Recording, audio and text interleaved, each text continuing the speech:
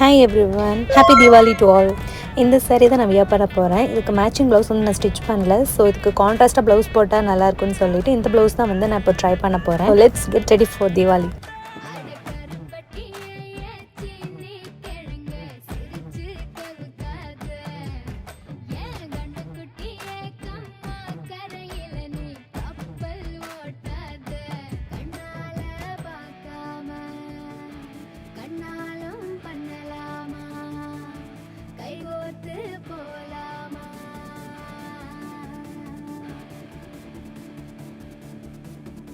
கொஞ்சம் பார்த்து விடு, கொஞ்சம் பேசிவிடு என்று என் விழிகள் ஐயோ என்ன திட்டு. கோடை கால மழை வந்து போன பின்னும்